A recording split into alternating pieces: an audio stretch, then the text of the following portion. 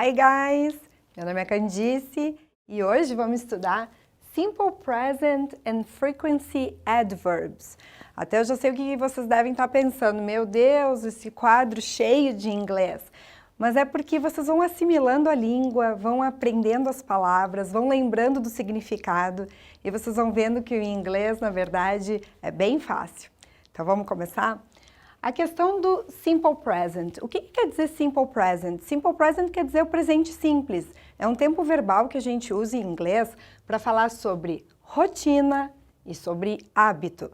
Por exemplo, se eu digo assim, I go to the gym on Tuesdays and Fridays. Então seria, eu vou para a academia nas terças-feiras e sextas-feiras. É um hábito que eu tenho. E é um hábito mesmo, né? Porque eu já passei dos 40, se eu não vou treinar, eu vou acabar ficando fraca e sem saúde. A questão de treinar por saúde, para me manter ativa, quero ser uma velhinha bem ativa.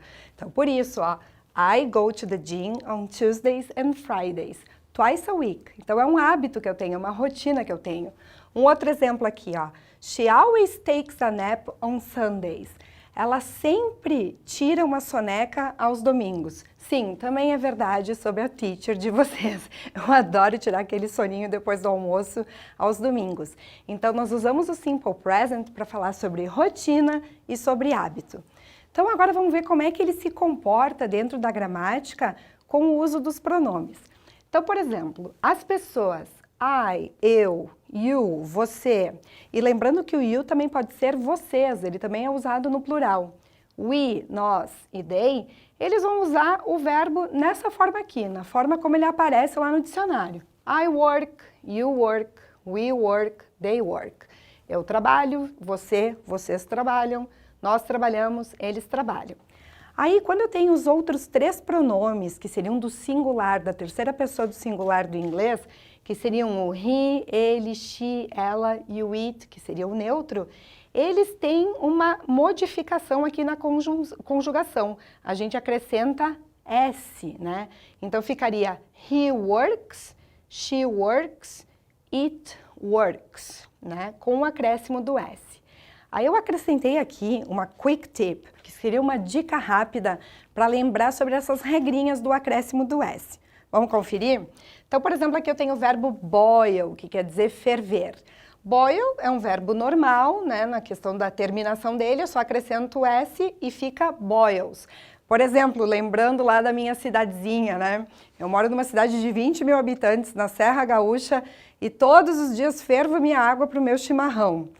Ah, mais um detalhe, chimarrão não se traduz, é isso aí mesmo, eu digo I drink chimarrão. Comidas típicas, bebidas típicas a gente não traduz, como pão de queijo lá de Minas, tu não vai dizer cheese bread, tu vai dizer I eat pão de queijo. Então, no caso, I drink chimarrão. Mas a questão da água é bem importante, ó. Water boils at 100 degrees Celsius, que é uma verdade absoluta. A água ferve a 100 graus Celsius, que também é um outro uso do Simple Present. Quando eu tenho uma verdade absoluta, a gente costuma usar no Simple Present. Tá aqui a água do meu chimarrão já prontinha, né? Então vamos ver as outras regras. Por exemplo, se o verbo termina em Y, como é o caso do study, estudar, o Y cai fora e eu acrescento IES, studies. Então, por exemplo, eu posso dizer she studies in New York. Ela estuda em Nova York. Se o verbo termina em O, como o verbo go, que quer dizer ir, eu acrescento ES. She goes to the supermarket every day. Watch, que é assistir, eu vou acrescentar ES também, por causa da terminação CH. Por exemplo, he watches TV in the evenings. Ele assiste TV à noite. Dress termina em dois S, significa vestir. Eu vou acrescentar ES. She dresses her pajamas in the evening. Ela veste o pijama à noite. Depois, wash termina em SH, também eu acrescento ES. Wash quer dizer lavar. She washes her hair in the morning. Ela lava o cabelo pela manhã. Então, lembrando as terminações. Y, tiro o Y, acrescento IES. Terminação O, CH, SS, SH, eu acrescento ES para fazer a conjugação do verbo. Uma coisa importante no Simple Present é que geralmente ele vem acompanhado de frequency adverbs, que seriam advérbios de frequência, que são os seguintes. Eu tenho always, que quer dizer sempre, usually, normally, que quer dizer usualmente, geralmente, tenho often, lembrando que o often, pessoal, ele tem a pronúncia com esse T mudo, que a gente chama de silent letters em inglês.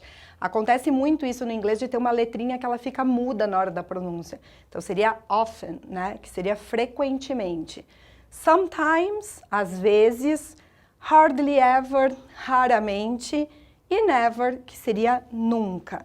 Então, esses advérbios de frequência, quando eles aparecem, eles vão aparecer geralmente aqui, ó, antes do verbo. Então, aqui, ó, she always takes a nap on Sundays.